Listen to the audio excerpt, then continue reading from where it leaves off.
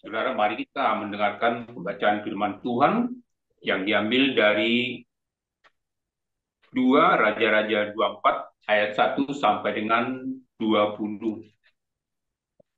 Dalam zamannya majulah berperang Nebukadnezar, Raja Babel, lalu Yoakim menjadi takluk kepadanya 3 tahun lamanya, tapi kemudian Yoakim berbalik dan memberontak terhadap dia. Tuhan menyuruh gerombolan-gerombolan Kastim, gerombolan-gerombolan Aram, gerombolan-gerombolan Moab, dan gerombolan-gerombolan Bani Amon melawan Yoakim. Ia menyuruh mereka melawan Yehuda untuk membinasakannya sesuai dengan firman Tuhan yang diucapkannya dengan perantaraan para hambanya, yaitu para nabi. Sungguh hal itu terjadi pada Yehuda sesuai dengan titah Tuhan untuk menjauhkan mereka dari hadapannya oleh karena dosa-dosa Manasseh, setimpal dengan segala yang dilakukannya, dan juga oleh karena darah orang yang tidak bersalah yang telah ditumpahkannya, sebab ia telah membuat Yerusalem penuh dengan darah orang yang tidak bersalah, dan Tuhan tidak mau mengampuninya. Selebihnya dari riwayat Yoakim dan segala yang dilakukannya, bukankah semuanya itu tertulis dalam kitab sejarah Raja-Raja Yehuda? Kemudian Yoakim mendapat perhentian bersama-sama dengan nenek moyangnya. Maka Yoakim, anaknya menjadi raja menggantikan dia. Raja Mesir tidak lagi keluar berperang dari negerinya, sebab Raja Babel telah merebut segala yang termasuk wilayah Raja Mesir, mulai dari Sungai Mesir sampai ke Sungai Efrat. Yoakim berumur 18 tahun pada waktu ia menjadi raja, dan 3 bulan lamanya ia memerintah di Yerusalem. Nama ibunya ialah Nehusta binti Elnatan dari Yerusalem. Ia melakukan apa yang jahat di mata Tuhan, tepat seperti yang dilakukan ayahnya. Pada waktu itu, majulah orang-orang Nebukadnezar, Raja Babel, menyerang Yerusalem dan kota itu dikepung. Juga Nebukadnezar, Raja Babel, datang menyerang kota itu, sedang orang-orangnya mengepungnya. Lalu keluarlah Yoakim, Raja Yehuda, mendapatkan Raja Babel, ia sendiri, ibunya, pegawai-pegawainya, para pembesarnya, dan pegawai-pegawai istananya. Raja Babel menangkap dia pada tahun yang ke-8 dari pemerintahannya. Ia mengeluarkan dari sana segala barang perbendaharaan rumah Tuhan dan barang-barang perbendaharaan istana raja, juga dikeratnya emas dari segala perkakas emas yang dibuat oleh Salomo, Raja Israel, di bait Tuhan seperti yang telah difirmankan Tuhan. Ia mengangkut seluruh penduduk Yerusalem ke dalam pembuangan, semua panglima dan semua pahlawan yang gagah perkasa. 10.000 orang tawanan, juga semua tukang dan pandai besi, tidak ada yang ditinggalkan kecuali orang-orang lemah dari rakyat negeri. Ia mengangkut Yoakim ke dalam pembuangan ke Babel, raja ibunda raja, istri-istri raja, pegawai-pegawai istananya, dan orang-orang berkuasa di negeri itu dibawanya sebagai orang buangan dari Yerusalem ke Babel. Semua orang yang gagah perkasa, 7.000 orang banyaknya, para tukang dan para pandai besi, 1.000 orang banyaknya, sekalian pahlawan yang sanggup berperang dibawa oleh Raja Babel sebagai orang buangan ke Babel. Kemudian Raja Babel mengangkat Matania, paman Yoakim, menjadi raja menggantikan dia dan menukar namanya menjadi Sedekia. Sedekia berumur 21 tahun pada waktu ia menjadi raja, dan 11 tahun lamanya ia memerintah di Yerusalem. Nama ibunya ialah Hamutal binti Yeremia dari Libna. Ia melakukan apa yang jahat di mata Tuhan, tepat seperti yang dilakukan Yoakim. Sebab oleh karena murka Tuhanlah terjadi hal itu terhadap Yerusalem dan Yehuda, yakni bahwa ia sampai membuang mereka dari hadapannya. Demikian.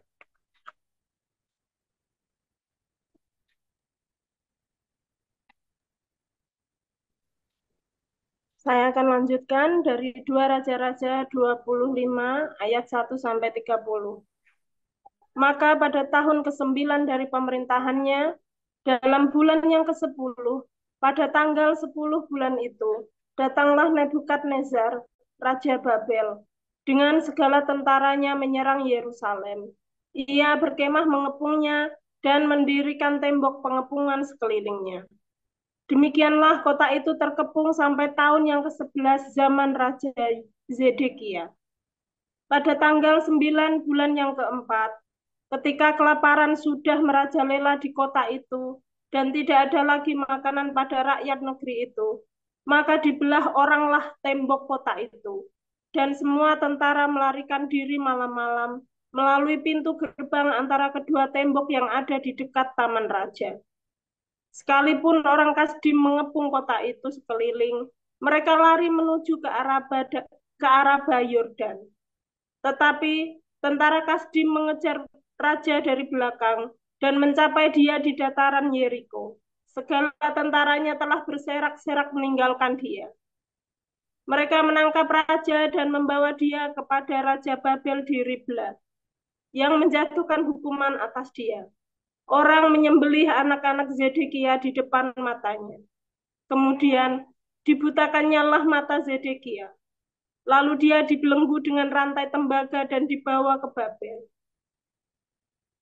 Dalam bulan yang kelima pada tanggal 7 bulan itu, itulah tahun ke-19 zaman Raja Nebukadnezar, Raja Babel. Datanglah Nebuzaradan, kepala pasukan pengawal, pegawai Raja Babel ke Yerusalem. Ia membakar rumah Tuhan, rumah raja, dan semua rumah di Yerusalem. Semua rumah orang-orang besar dibakarnya dengan api. Tembok sekeliling kota Yerusalem dirobohkan oleh semua tentara Kasdim yang ada bersama-sama dengan kepala pasukan pengawal itu. Sisa-sisa rakyat yang masih tinggal di kota itu dan para pembelot yang menyerang ke pihak Raja Babel dan sisa-sisa khalayak ramai diangkut ke dalam pembuangan oleh Nebuzaradan, kepala pasukan pengawal itu.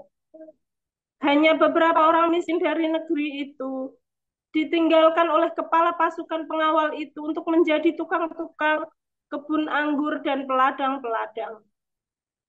Juga tiang-tiang tembaga yang ada di rumah Tuhan dan kereta penopang dan laut tembaga yang ada di rumah Tuhan dipecahkan oleh orang Kasdim dan tembaganya diangkut mereka ke Babel.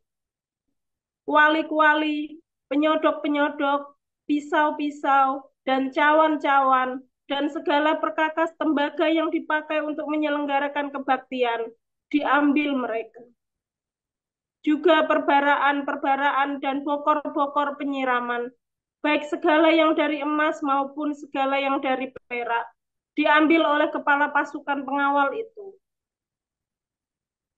Adapun kedua tiang laut yang satu itu, kereta penopang yang dibuat oleh Salomo untuk rumah Tuhan, tiada tertimbang tembaga segala perkakas ini. 18 hasta tingginya tiang yang satu, dan di atasnya ada ganja dari tembaga. Tinggi ganja itu 3 hasta, dan jala-jala dan buah-buah delima ada di atas ganja itu sekeliling. Semuanya itu tembaga. Dan seperti itu juga tiang yang kedua disertai jala-jala. Lalu kepala pasukan pengawal itu menangkap Seraya, imam kepala, dan Zefanya, imam tingkat 2, dan ketiga orang penjaga pintu. Dari kota itu ditangkapnya seorang pegawai istana yang diangkat mengepalai tentara, dan 5 orang pelayan pribadi raja yang terdapat di kota itu, dan panitera panglima tentara yang mengerahkan rakyat negeri menjadi tentara, dan 60 orang dari rakyat negeri yang terdapat di kota itu. Nebuzaradan, kepala pasukan pengawal, menangkap mereka dan membawa mereka kepada Raja Babel di Ribla. Lalu Raja Babel menyuruh membunuh mereka di Ribla, di tanah Hamat. Demikianlah orang Yehuda diangkut ke dalam pembuangan dari tanahnya.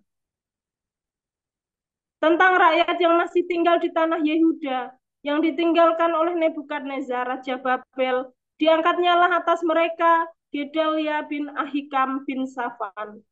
Ketika semua panglima tentara dengan orang-orangnya mendengar bahwa Raja Babel telah mengangkat Gedalia, maka pergilah mereka kepada Gedalia ke Mispa, yaitu Ismail bin Netanya, Yohanan bin Karea, Seraya bin Tanhumet, orang Netofa itu, dan Zaanya anak seorang Maaka bersama dengan anak buahnya. Lalu bersumpahlah Gedalia kepada mereka dan anak buah mereka. Katanya kepada mereka, janganlah kamu takut terhadap pegawai-pegawai orang Kasdim itu. Tinggallah di negeri ini dan takluklah kepada Raja Babel, maka keadaanmu akan menjadi baik. Tetapi dalam bulan yang ketujuh datanglah Ismail bin Netanya bin Elisama, seorang yang asalnya dari keturunan raja, dan 10 orang bersama-sama dengan dia. Mereka membunuh Gedalia dan orang-orang Yehuda dan orang-orang Kasdim yang ada bersama-sama dengan dia di Mispa. Maka bangkitlah seluruh rakyat, dari yang kecil sampai yang besar, serta panglima-panglima tentara. Lalu larilah mereka ke Mesir, sebab mereka takut terhadap orang Kasdim itu. Kemudian dalam tahun ke-37 sesudah Yoyakin, Raja Yehuda dibuang. Dalam bulan yang ke-12, pada tanggal 27 bulan itu, maka Ewil Merodak, Raja Babel, dalam tahun ia menjadi raja, menunjukkan belas kasihannya kepada Yoyakin, Raja Yehuda, dengan melepaskannya dari penjara. Ewil Merodak berbicara baik-baik dengan dia dan memberi kedudukan kepadanya lebih tinggi daripada kedudukan raja-raja yang bersama-sama dengan dia di Babel. Ia boleh mengganti pakaian penjaranya dan boleh selalu makan roti di hadapan raja selama hidupnya. Dan tentang belanjanya, raja selalu memberikannya kepadanya sekadar yang perlu tiap-tiap hari selama hidupnya. Amin. Baik, saya lanjutkan. Aku berkata kepadamu, sesungguhnya siapa yang masuk ke dalam kandang domba dengan tidak melalui pintu, tetapi dengan memanjat tembok, ia adalah seorang pencuri dan seorang perampok. Tetapi siapa yang masuk melalui pintu, ia adalah gembala domba. Untuk dia, penjaga membuka pintu, dan domba-domba mendengarkan suaranya, dan ia memanggil domba-dombanya masing-masing menurut namanya, dan menuntunnya keluar. Jika semua dombanya telah dibawanya keluar, ia berjalan di depan mereka, dan domba-domba itu mengikuti dia, karena mereka mengenal suaranya. Tetapi seorang asing pasti tidak mereka ikuti, malah mereka lari daripadanya, karena suara orang-orang asing tidak mereka kenal. Itulah yang dikatakan Yesus dalam perumpamaan kepada mereka, tetapi mereka tidak mengerti apa maksudnya. Ia berkata demikian kepada mereka. Maka kata Yesus sekali lagi, aku berkata kepadamu, sesungguhnya akulah pintu ke domba-domba itu. Semua orang yang datang sebelum aku adalah pencuri dan perampok, dan domba-domba itu tidak mendengarkan mereka. Akulah pintu, barang siapa masuk melalui aku, ia akan selamat, dan ia akan masuk dan keluar dan menemukan padang rumput. Pencuri datang hanya untuk mencuri dan membunuh dan membinasakan. Aku datang supaya mereka mempunyai hidup dan mempunyainya dalam segala kelimpahan. Akulah gembala yang baik. Gembala yang baik memberikan nyawanya bagi domba-dombanya. Sedangkan seorang upahan yang bukan gembala dan yang bukan pemilik domba-domba itu sendiri, ketika melihat serigala datang, meninggalkan domba-domba itu lalu lari, sehingga serigala itu menerkam dan mencerai-beraikan domba-domba itu. Ia lari karena ia seorang upahan dan tidak memperhatikan domba-domba itu. Akulah gembala yang baik dan aku mengenal domba-dombaku dan domba-dombaku mengenal aku. sama seperti Bapa mengenal aku, dan aku mengenal Bapa, dan aku memberikan nyawaku bagi domba-dombaku. Ada lagi padaku domba-domba lain yang bukan dari kandang ini. Domba-domba itu harus kutuntun juga, dan mereka akan mendengarkan suaraku, dan mereka akan menjadi satu kawanan dengan satu gembala. Bapa mengasihi aku, oleh karena aku memberikan nyawaku untuk menerimanya kembali. Tidak seorang pun mengambilnya daripadaku, melainkan aku memberikannya menurut kehendakku sendiri. Aku berkuasa memberikannya dan berkuasa mengambilnya kembali. Inilah tugas yang kuterima dari Bapakku. Maka timbullah pula pertentakan di antara orang-orang Yahudi karena perkataan itu. Banyak di antara mereka berkata, ia kerasukan setan dan gila. Mengapa kamu mendengarkan dia? Yang lain berkata, itu bukan perkataan orang yang kerasukan setan. Dapatkah setan memelekkan mata orang-orang buta? Tidak lama kemudian tibalah hari raya pentabisan Bait Allah di Yerusalem. Ketika itu musim dingin. Dan Yesus berjalan-jalan di Bait Allah di Serambi Salomo. Maka orang-orang Yahudi mengelilingi dia dan berkata kepadanya, berapa lama lagi engkau membiarkan kami hidup dalam kebimbangan? Jikalau engkau Mesias, katakanlah terus terang kepada kami. Jawab Yesus, Yesus menjawab mereka, aku telah mengatakannya kepada kamu, tetapi kamu tidak percaya. Pekerjaan-pekerjaan yang kulakukan dalam nama Bapakku, itulah yang memberikan kesaksian tentang aku. Tetapi kamu tidak percaya, karena kamu tidak termasuk domba-dombaku. Domba-dombaku mendengarkan suaraku, dan aku mengenal mereka, dan mereka mengikuti aku. Dan aku memberikan hidup yang kekal kepada mereka, dan mereka pasti tidak akan binasa sampai selama-lamanya, dan seorang pun tidak akan merebut mereka dari tanganku. Bapakku yang memberikan mereka kepadaku lebih besar daripada siapapun, dan seorang pun tidak dapat merebut mereka dari tangan Bapa. Aku dan Bapa adalah satu. Sekali lagi orang-orang Yahudi mengambil batu untuk melempari Yesus. Kata Yesus kepada mereka, banyak pekerjaan baik yang berasal dari Bapakku yang kuperlihatkan kepadamu. Pekerjaan manakah di antaranya yang menyebabkan kamu mau melemparin aku? Jawab orang-orang Yahudi itu, bukan karena suatu pekerjaan baik, maka kami mau melempari engkau, melainkan karena engkau menghujat Allah, dan karena engkau sekalipun hanya seorang manusia saja, menyamakan dirimu dengan Allah. Kata Yesus kepada mereka, tidakkah ada tertulis dalam kitab Taurat kamu, aku telah berfirman, kamu adalah Allah? Jikalau mereka kepada siapa firman itu disampaikan disebut Allah, sedang kitab suci tidak dapat dibatalkan. Masihkah kamu berkata kepada dia yang dikuduskan oleh Bapa dan yang telah diutusnya ke dalam dunia, engkau menghujat Allah, karena aku telah berkata, aku anak Allah. Jikalau aku tidak melakukan pekerjaan-pekerjaan Bapakku, janganlah percaya kepadaku. Tetapi, jikalau aku melakukannya dan kamu tidak mau percaya kepadaku, percayalah akan pekerjaan-pekerjaan itu, supaya kamu boleh mengetahui dan mengerti bahwa Bapa di dalam aku dan aku di dalam Bapa. Sekali lagi mereka mencoba menangkap dia, tetapi ia luput dari tangan mereka. Kemudian Yesus pergi lagi ke seberang Yordan, ke tempat Yohanes membaptis dahulu, lalu ia tinggal di situ. Dan banyak orang datang kepadanya dan berkata, Yohanes memang tidak membuat satu tanda pun, tetapi semua yang pernah dikatakan Yohanes tentang orang ini adalah benar, dan banyak orang di situ percaya kepadanya. Demikian firman Tuhan. Haleluya, luar biasa firman Tuhan, selalu baru setiap hari ketika kita menantikan Tuhan dengan penuh cinta dan pengharapan hanya kepada Tuhan Yesus. Jangan coba-coba pakai cara yang tidak berkenan sama Tuhan, utang-utang, ya itu nggak berkenan, saudara ya.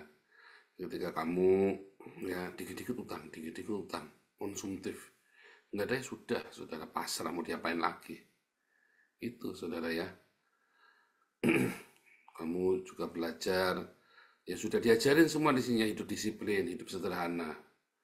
Ya belajarlah dari saya, ya Pak Enardo udah di sini ya, Marcel, semua lihat bagaimana cara hidupkan kami yang sederhana. ya. Hidup yang sederhana, yang simple. Padahal kolektornya mah 500 juta, saudara ya. Tapi kita hidup sederhana, apa adanya. Ya, kita lebih banyak untuk pembangunan tubuh Kristus daripada untuk sendiri. Nah, saya saja yang kolektornya 500 juta aja hidupnya sederhana, masa kalian yang gajinya 5 juta, kalian mau beli iPhone, saudara? Yang bener aja, saudara. Saya aja pakai handphone murah ini ya. Kalah sama handphonenya kalian, ya kan, iPhone kan. Saya handphonenya pakai handphone murah ini ya, kadang-kadang error. Satu lagi handphone khusus buat TikTok itu ya, A53. A53 atau apa itu, saya nggak tahu dah itu ya. Atau A54, saya nggak tahu deh ya. Waktu itu yang rada baru ya. Saudara, hidupnya sederhana, simpel ya. Sudah buat pekerjaan. Ya, punya iPad pun iPad yang lama ya. iPad yang lama ya, iPad Air yang lama, saudara. Tapi saya beli baru dulu ya, harganya cuma 400 euro. Ya, 400 euro cuma 6 juta kira-kira, 6,5 jutaan kira-kira. Oh, saya lagi tak cerita ini, saya lagi kasih tahu ke Anda ya, saudara ya, bagaimana sebetulnya simple ya. Keinginanmu itu loh, ya enggak, ya kan? Manusia kan dicobai oleh apa, saudara? Setan kan? Siapakah setan itu? Keinginan kita sendiri yang jadi setan, ya enggak? Keinginanmu itulah setan, saudara. Ambisi-ambisimu, ya kan? Egomu itulah setan. Setan dalam hidup itulah itu tuh. Jangan nuduh sana sini, ya, saudara ya. Nah, masalahnya kemudian ada banyak orang pemuka-pemuka agama yang memberikan contoh bergaya hidup mewah. Jangan deket-deket. Nggak usah ikut, saudara. Percaya saya, kamu akan hangus bersama dengan pendeta ini. Jangan deket-deket, apalagi ustadz udah jelas ya. Waduh, bukan cuma gaya hidup mewah. Bininya pun 5, saudara ya. Ya kan? Tekotek, anak ayam, bininya 5, mati 1. Ya kan? Mau kawin lagi kan dicerai lagi kan? Gitu, saudara ya. Ya kan? Mati 1 tumbuh 1000 kan, kotek kan anak ayam kan. Saudara, hidupnya sederhana. Suami-suami, daripada kamu ke Kalijodo ke Alexis, habisnya coba kita hitung ya. Coba misalnya gaji kamu 5 juta, pengen jajan di Alexis nggak kuat, saudara. Kamu bisa-bisa nggak keluar dari sana, saudara. 5 juta mau ke Alexis, Kalijodo 300.000, ya kan? Kamu 300.000 1 bulan sekali kamu ke Kalijodo jajan. Mendingan kasih istrimu suruh ke salon. Iya kan? Lobangnya sama, lobangnya beda, bohong. Malah kamu ya, itu sama saja kamu taruh burungmu itu di comberan. Nggak beda, saudara. Iya kan? Saya ngomong vulgar, ini khotbah vulgar, saudara ya. Saya kalau ngomong udah nggak pakai retorika supaya kamu nancep. Iya kan? Konyol tuh suami-suami tuh kasih yang sama istri daripada kamu selingkuh sama teman kantor, ya kan? Yang lucu kan begini, saudara ya, yang lucu ini kan ironi kan, banyak orang gajinya 8 juta tiap hari di rumah makannya telur, saudara, telur Indomie,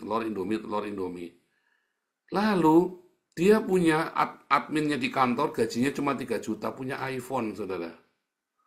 Yang ngasih iPhone-nya siapa? Yang gajinya 8 juta ini, yang di rumah istrinya makan Indomie sama telur aja, saudara. Iya kan? Goblok ini. Anda pernah kepikir kalau Anda gobloknya minta ampun? Iya kan? Demi menyenangkan si admin yang seronok ini kan? Kan goblok kamu, saudara. Kenapa kamu nggak bikin istrimu seronok?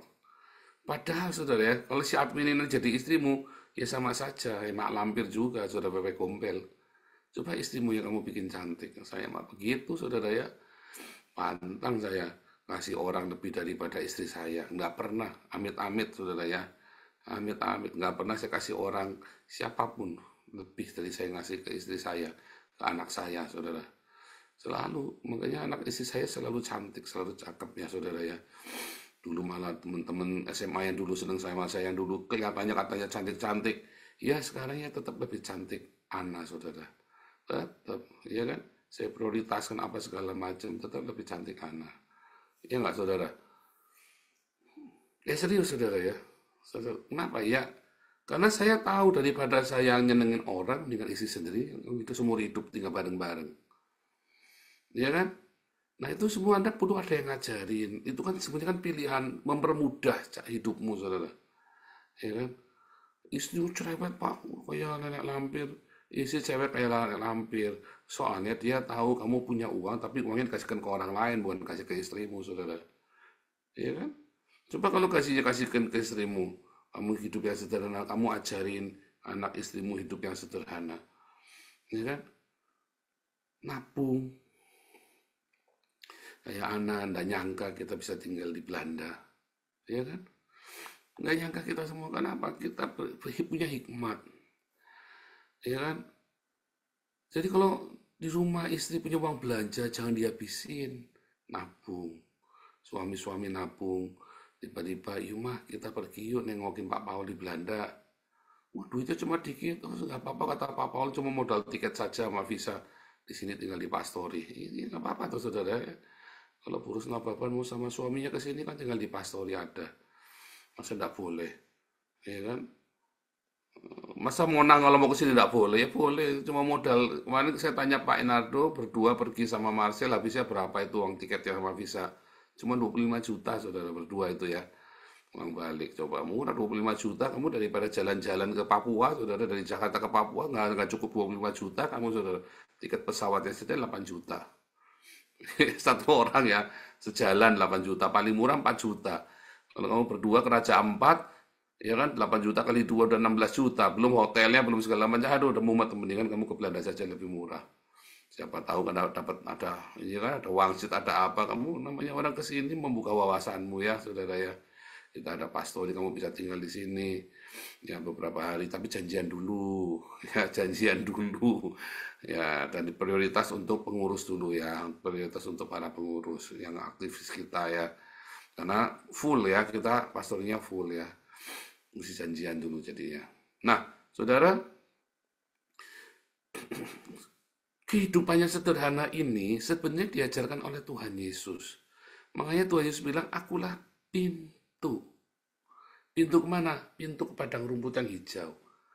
Kalau bilang pintu, ya, kalau badanmu kayak Gilbert, kamu tidak bisa masuk ke pintu itu, saudara. Walaupun katanya pintunya sudah direvisi, tidak bisa, saudara. Badanmu yang harus direvisi, ya, harus dipas. Ukurannya itu, saudara. Ukuran pintu para gembala itu segitu. Karena kalau enggak nanti tercerai, buka sak gede-gedenya, domba ini kabur semua, saudara. Ukurannya gembala, pintunya segitu. Gilbert lagi di Belanda, saudara ya. Sombong kali dia nggak mau nengokin saya. Gilbert lagi di Belanda. Akulah pintu. Artinya, ya hidupmu ya harus sesuai dengan pintunya itu. Ya kan? Kan Yesus kan cerita di dalam dunia ada dua jalan, ya, yang lebar dan yang sempit, ya kan? Berusaha melalui pintu yang sesak itu. Artinya Gilbert nggak mungkin masuk, saudara, karena pintunya sesak. Yang kurus saja belum tentu masuk, apalagi Gilbert, saudara. Ya kan? Saya saja lagi setengah mati, saudara. Saya lagi setengah mati. Pak Mulia mungkin lancar ini, Pak Mulia ini ya. Aduh, amin ya Pak ya. Aduh, makanya tuh diakin kita ini luar biasa, saudara ya. Aduh, jos langsung ke surga loh ya. Saya saja lagi setengah mati, saudara. Karena pintunya sesak, saudara. Aduh, makanya saya harus difitnah, saya harus ya kan, saya bolak-balik difitnah supaya apa ya? Supaya saya bisa masuk melalui pintu yang sesak itu. Saya harus legowo. Ya, serius, saudara. Kalau kamu tidak masuk melalui pintu itu, kamu mau bikin pintu sendiri, kan katanya Gilbert, oh pintunya sudah dipesan khusus. Berarti dia pencuri dan perampok, saudara. Serius, saudara, enggak bercanda. Aku bilangnya Gilbert, ya karena kebetulan lagi di Belanda, saudara. Dia lagi mau ngajarin pada, yuk bikin pintu sendiri, mana bisa kamu bikin pintu sendiri. Kamu yang harus masuk melalui pintu yang sesak itu. Harus melalui pintu yang sesak itu, saudara. Hati-hati, saudara ya. Kalau bukan kamu kan pencuri perampok, kamu jualan agama. Ini Pak Narto tadi lagi kaget saya bilang jualan Tuhan. Iya memang jualan Tuhan kok. Kamu pikir kita ada jualan Tuhan, saudara? Multi level marketing kan? Aduh, kita kan multi level marketing ini kan? Ngeri loh saudara. Kalau kamu tidak melalui pintu yang sesak itu, kamu jualan Tuhan loh saudara. Anda semua termasuk jadi kroni-kroninya.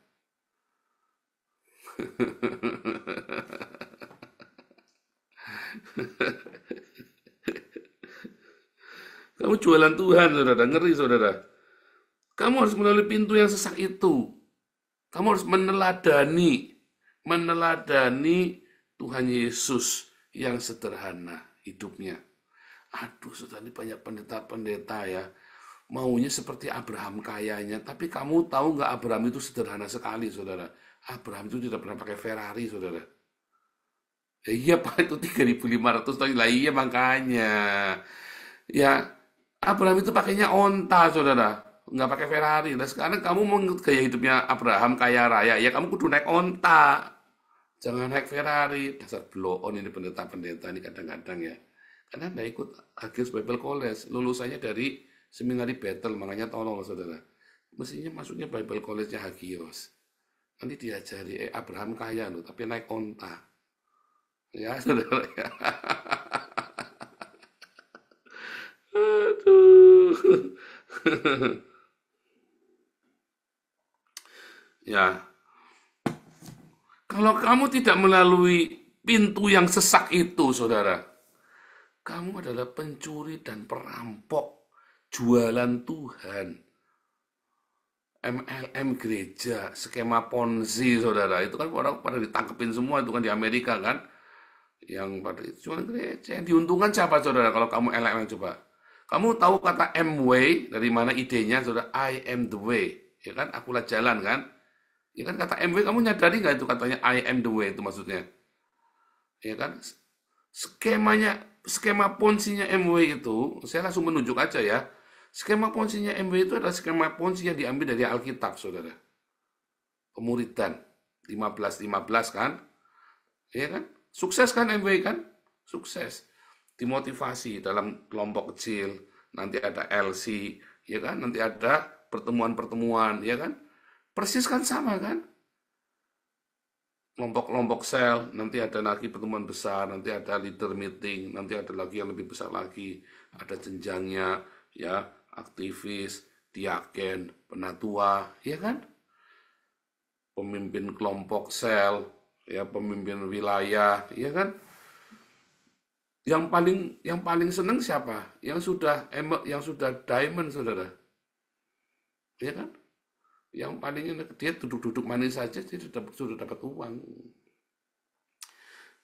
Makanya kemarin saya bilang ya, pendeta itu adalah kriminal, penjahat, sancipa yang dilindungi oleh negara, saudara. Pendeta, ustadz, pemuka agama itu ya, adalah sancipa yang dilindungi oleh agama, dilindungi oleh pemerintah. Dan kamu takut bukan sama pemerintah saja, tapi kamu takut sama Tuhan yang dijual oleh para pemuka agama ini, termasuk Pak Pendeta ini. Karena kita ceritanya di gereja ya, tapi kalau Anda lihat ustadz-ustadz ya sama saja kan. Lebih parah malah saudara kalau ustadz-ustadz. Jadi kalau pendeta ini nggak lebih parah, caranya polos. Masalahnya, kamu merasa tertipu, tapi kamu tidak berani ngomong. Masalah perpuluhan aja kan sampai aku mau biarin tetap perpuluhan. Dalam hati mah Anda sudah kecewa ya. Tapi tetap perpuluhan karena takut. Nah, iya kan? Atau kamu pura-pura nggak tahu, nggak mau.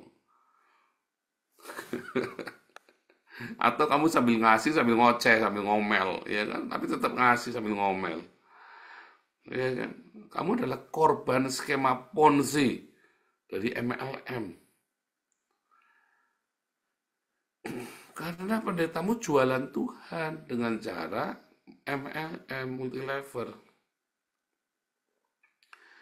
Yang paling kasihan yang di ujung tombak, saudara, MKC. Dia lagi mau naik, mau jadi emerald, masuk penjara dulu, bubar semua. Sial. dalangnya KC, yang di belakangnya KC yang diuntungkan. Ya dapat subscriber, dapat uangnya, ya kan, rebutan duit kan itu yang KC kan rebutan duit semua akhirnya kan. Duitnya sebar sana sini, KC ini melarat saudara di penjara. Ya kan, sial dia.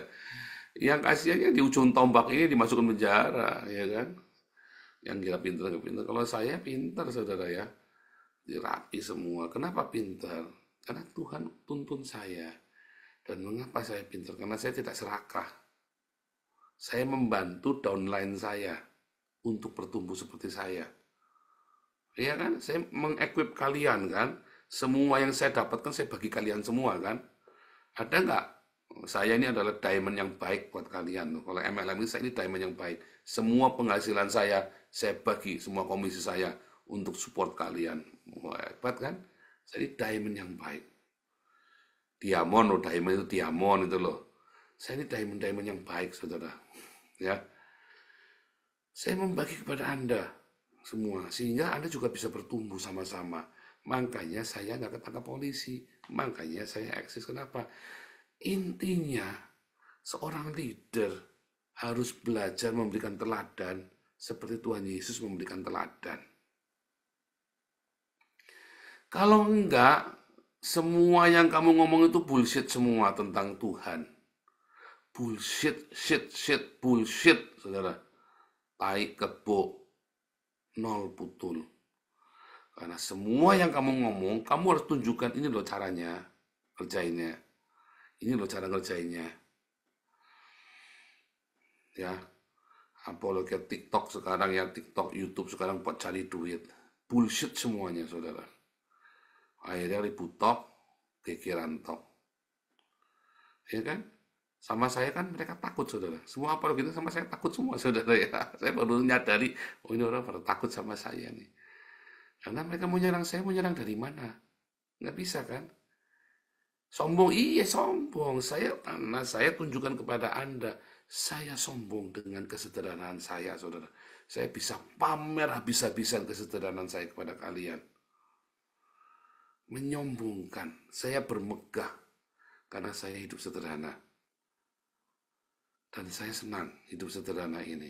Menginspirasi kalian. Supaya kalian melalui pintu yang sesak itu sama-sama saya. Bareng-bareng. Ya.